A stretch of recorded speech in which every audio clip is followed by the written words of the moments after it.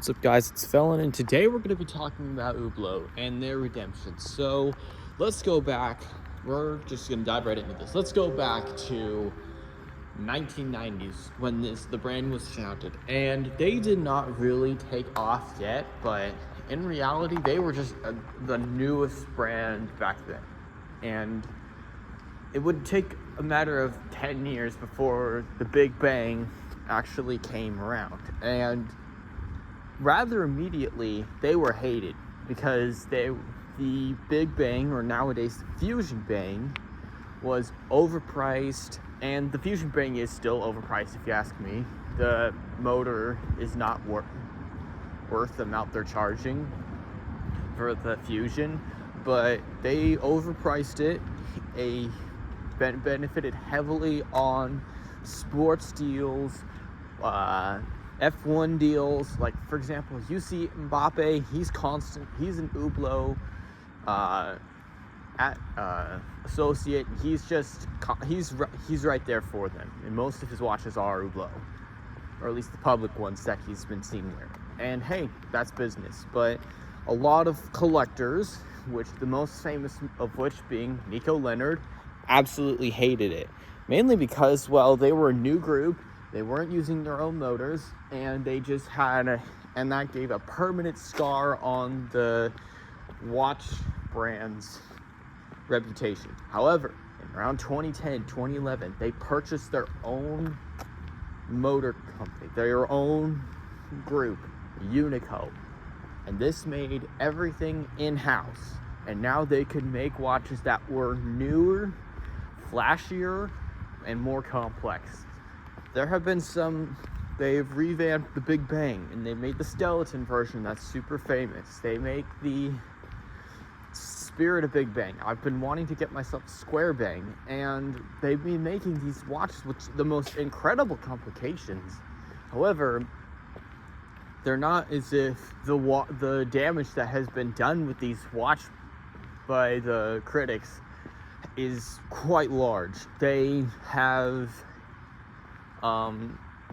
it has really scarred their reputation. It's made it so that the watch industry doesn't respect them nearly as much, whereas Richard Mille, they've been around the same time, and they had extremely large like from the watch world, even though some of the watches in the earlier days weren't their own motors at all. I mean, in reality, I would say that it matters on how you market your group. Hublot marketed it as more of a hype trend. Richard Mille still did some hype over it. I mean, everybody wants a Richard Mille, but they still had a bit of class to their watchmaking. Even when they were first making it, they made it so that their watches were rare. They made it so that their watches were widely sought after. I mean, you look at the watches today. I mean, everybody who loves watches wants one of those, and I would say that. And it was ridiculously hard to get your hands on one of those. However, you can go to the Hublot store, purchase yourself a Bang, a Fusion Bang, Big Bang, whatever you want, no questions asked. I mean, you can you can even bring cash. However, while this may be, I've talked about this before, Richard Mille has a bit of a customer wait list, and while I don't like that, apparently that makes them better. Either way, I think that Hublot has gotten much better at their craft. They've developed their own motor group. They've developed a sense of creation. I mean, they've been creating things with sapphire, cement, all these platinum, all these new materials that are absolutely amazing that they've been able to work with these things. However, the reputation, I think, is slowly starting to come back, and I think that even Nico Leonard knows this. While the designs are very flashy, I mean, you've seen on my Instagram page one of the MP11, that's really, really flashy, but it is well made.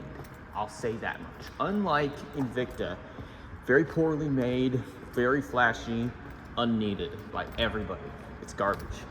So in reality, Hublot earned some redemption. All that matters now is just how they take this position. If they take this as a point to make classy watches as well as the watches they currently make, they will eventually bring back a lot of respect from everybody.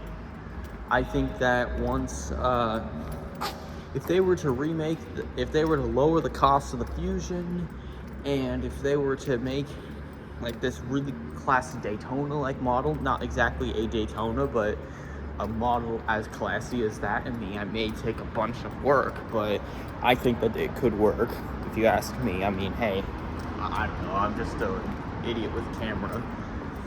Either way, I think that Hublot has definitely earned, at the very least, partial redemption. I would go get a Hublot myself, but I'm broke. Very, very broke. I mean, maybe I'll go get myself a job there, and maybe I'll grab myself a Hublot, but either way, it's gonna be a long journey, but I can do it. Alright guys, thank you guys for watching. I'm on Instagram, I do photography under Falsekin. I am on Twitter. I'm gonna be starting even my own clothing brand at one point, and I love you guys very much. Be sure to subscribe and stay tuned in for the next video. I've got plenty of ideas I'm gonna be trying. Also, make sure to watch the shorts as well. I take a lot of time and effort, and this is one of the many things I love to do. All right, guys, later.